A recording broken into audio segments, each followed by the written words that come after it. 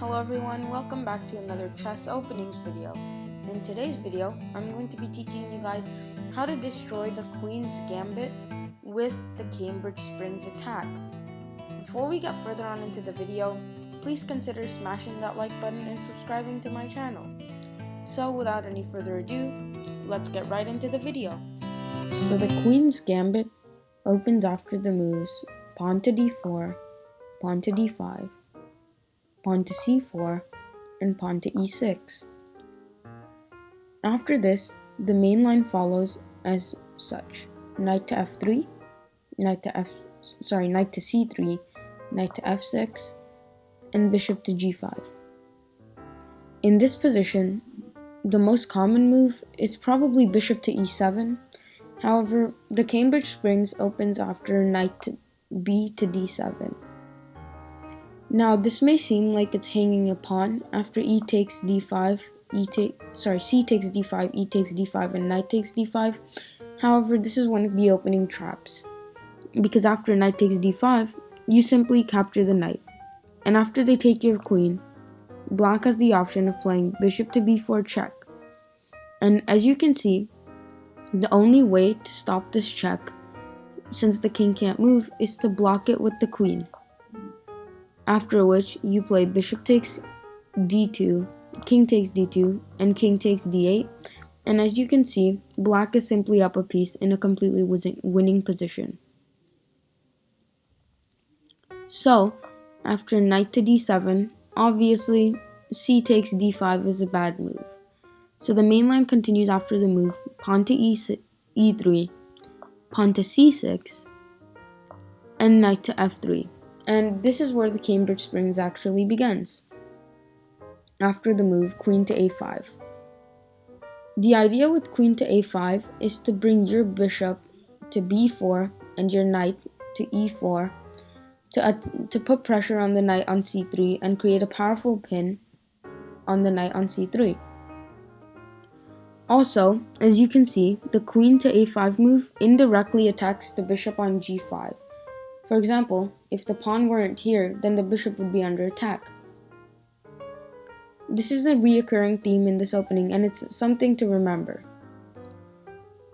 Now, here white has many options, and a lot of them actually lead to an equal position.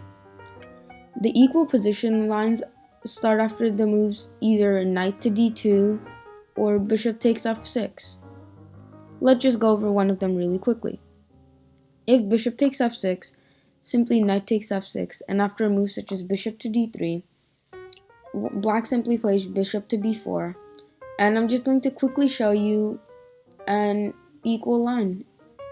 Queen to c2, pawn takes c4, bishop takes c4, and pawn to c5. This is a completely equal position in terms of material and in terms of position. After queen to a5, black also has the option of playing knight to d2, after which you simply continue with bishop to b4, queen to c2, and castles, and again, just like before, this is a completely equal position with chances for both sides. However, after queen to a5, many players tend to develop their bishops to either e2 or d3, and this is where the real power of the Cambridge Springs starts after bishop to d3.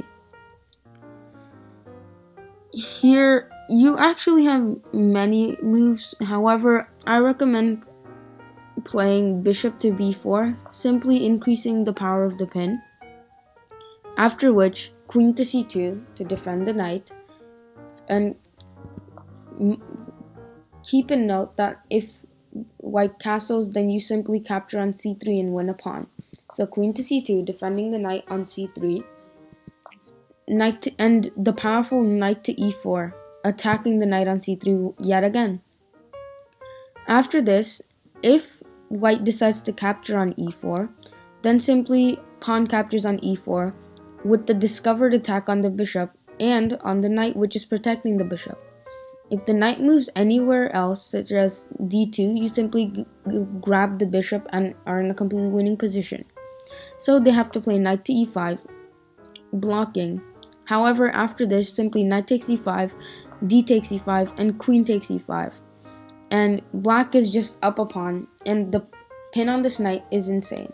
After they move their bishop to, let's say, f4, you simply move your queen back to a5, and after castles, and let's say pawn to e5, bishop to g3, and pawn, you exchange on c3 and play pawn to f5. This is actually completely destroying for black. Like, you're actually destroying white because you're up a pawn. You have this amazing pawn center, and on top of all of this, white has the super weak doubled isolated c pawns. So after knight to e4, it's obviously not possible to take on e4, but you have to play rook to c1.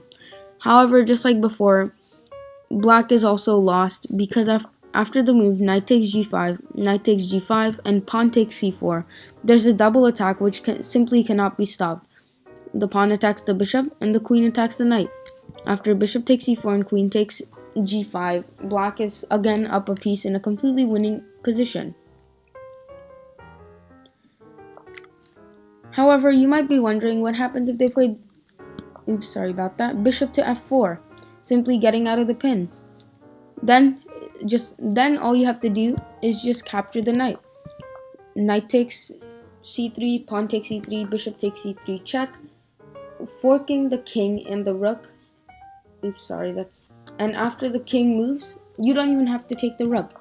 First, you take the pawn on c5, attacking the bishop, and after bishop takes c5, then you just grab the rook, and now you not only are you up in exchange, but you're also up a pawn in a completely winning position. So, as you can see, bishop to d3 simply does not work. However, bishop to b4 is not the only way to take advantage of this. You could simply also just play d takes c5, bishop takes e5, and now knight to e5, with the double attack on the bishop and on the knight. After a move such as bishop to f4, you simply grab the knight for you just grab the pawn, and after knight blocks, you bring your bishop in, with the idea of exchanging everything on d2 and just being up a pawn in a completely winning endgame. After a move such as rook to c1, you simply grab the knight, and now in this endgame you're actually completely winning, because after a move such as, let's say, knight to b6 and bishop to b3, you're just up a pawn, and you should be able to have a smooth game for the rest of the game. So, other than that, I hope you guys enjoyed this video. This was the Cambridge Springs after the move queen to a5, and I hope you learned something new. If you don't mind, please like this video and subscribe to my channel, and leave any comments that you have about future suggestions to future videos, or about any questions about this opening specifically. Other than that, I hope you learned something new, and check out some of my previous videos which will pop up in some time. Thank you all for watching, and have a nice day.